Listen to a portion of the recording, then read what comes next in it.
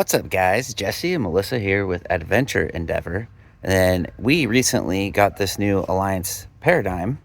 And of course, we've got to do a bunch of upgrades to it because it just makes RV life so much easier. And that's what this video is going to be all about, is some simple, easy upgrades that make it so much nicer.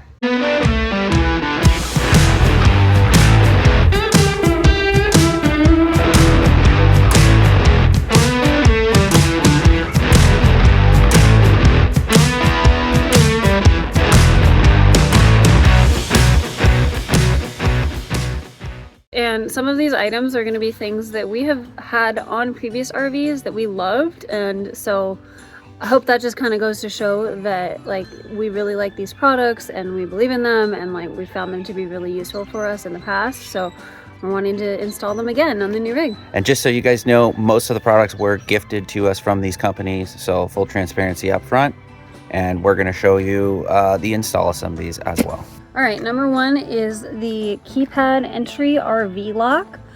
We love this. We hate having to fumble with keys. So you just install it and then you can program it your own code, and then you enter your code just to get in and out of the RV. It still has a key backup, and this model is the Trek, which is their newer model, and it has a lot of cool features like USB-C charging, so you have rechargeable batteries, and it also has key fob, so you can activate remotely, and it even has a panic setting to where an alarm will go off if you need that for some reason. So we're going to throw it in there and kind of show you guys how it works. So with this Trek model, they do give you, of course, like the whole main part of it. They give you the keys, 2 extra keys like Jesse mentioned, the remote key fob as well, and then a few extra, two key fobs actually, my bad. A couple of extra strike plates for your doors, just in case for some reason the one that comes on your RV doesn't work. This is the back of it right here that you would see from the inside of your RV. So lock and unlock mode. There's actually a volume as well, which is nice. Sometimes the previous models were a little bit loud, that I think some people didn't really like that volume level. So apparently you can adjust it on this new one. A reset and remote light, and then obviously the charging port right here to charge up those batteries. Oh. So in case you get locked out, they have a weather-tight cover here.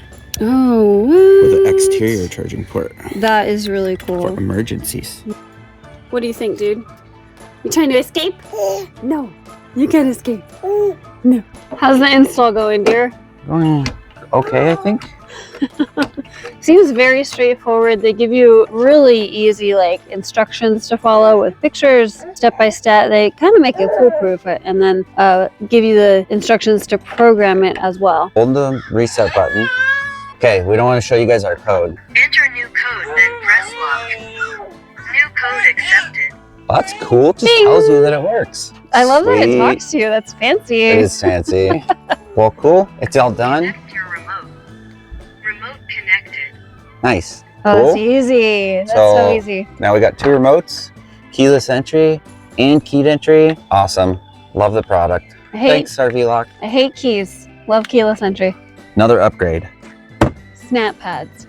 So, world's only permanent jack pad. It is a set it and forget it solution, and it protects your jack feet. It increases stability and grip, and overall it just makes RV life easier, and we are all about that. We got a 4-pack. They just click right on there. And it does come with some instructions, but it's also so easy to install that they put the instructions on the outside of the box as well. So 3 easy steps, like it's pretty much foolproof. Yep, line up the pad beneath your jack, lower the foot until it engages, and repeat for the rest of the jack. First thing they say, and it's literally the only thing, is put a little bead of dish soap around here, because this edge is what is gonna pop in. So you can see right here, so you want the soap where it's gonna pop in just to kind of help it fall down. I don't know, it says dish soap. We use this soap for everything. Castile soap's a little different than like your typical Dawn dish soap, but it's slippery. Yeah, it should be good. All right, and then I'm gonna line it up while Melissa goes and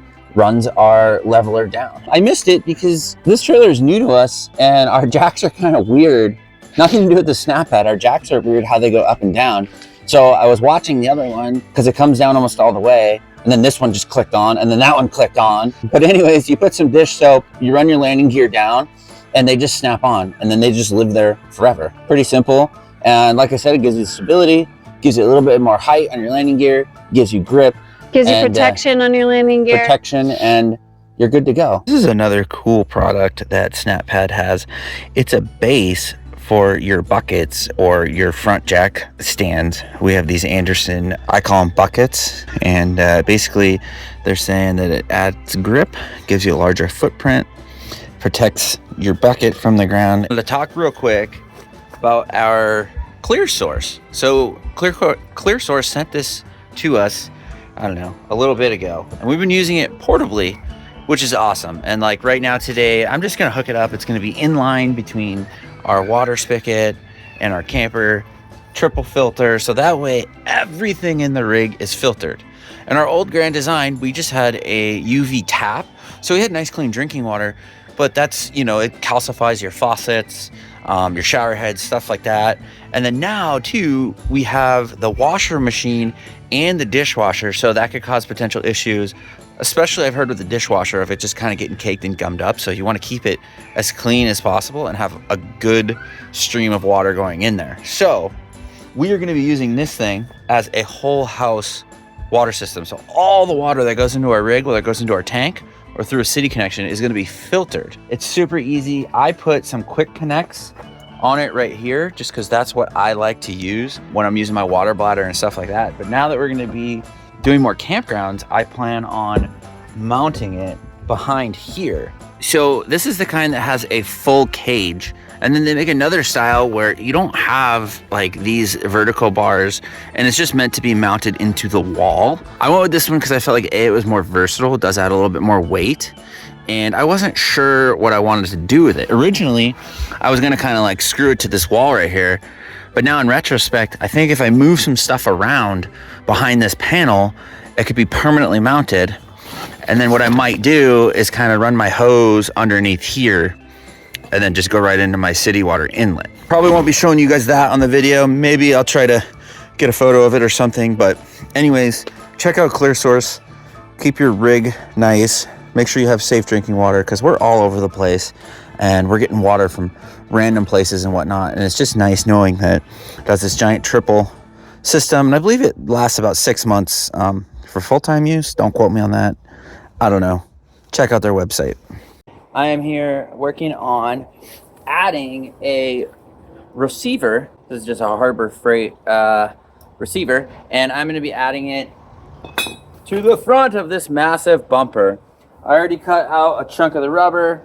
Basically, I'm going to drill 4 holes, put it in there, weld it up, and the reason I want to do that is because I got us a bike rack. After a long time on the road, we went without bikes because we had Lincoln, and now Lincoln is riding so much that we feel like we have to have our bikes, at least one bike at a minimum. And we got our bikes over there, but that's neither here nor there. I also want to talk about this company here, Vannon batteries. They did send me a couple of these batteries. These are the 6.0 amp hours, and so far they're working quite well. I do like that they have the little indicators there so you could see your battery life, and they seem to work as good, if not better, than factory Makita batteries. So you could check them out. I'll try to link it in the description below.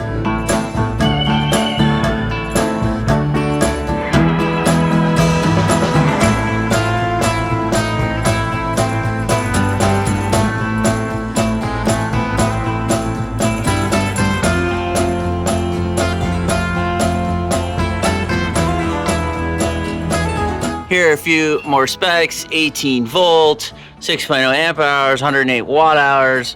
They're lithium ion. There's the model number there. And they sent me a charger, but they do work on my Makita charger as well, which is cool, because I ain't got no room for extra chargers. That wasn't too bad. We got a hole, and inside of a hole, it's kind of like Inception. Hoping to gusset to this side plate in there. I don't know if you guys can see that, but basically it's that simple. I'm gonna slide it in. Uh-oh, I had it in earlier. It's hard to do with one hand. But anyways, it fits. You see what I'm doing? I'm gonna put that in there, and I'm gonna weld her up. Worst case scenario, this just gives me options if I need to put any different type of rack on there, more storage, whatever. One thing I do when I weld is I always disconnect the battery. In this case, I disconnect both because it's a diesel and it has two. Don't know that it can really do anything, but I figure why risk hurting the vehicle.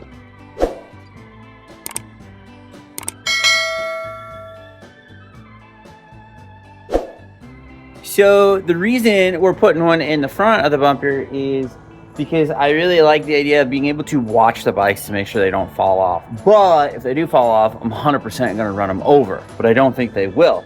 Secondly, our new RV does have a hitch in the back and it is rated for 300 pounds and can tow 3,000 pounds. But like I said, I just like the idea of having my eye on them. The only thing you got to keep in mind is that you cannot cover on your bikes because it'll block your radiator and your truck will overheat. Definitely something to be aware of.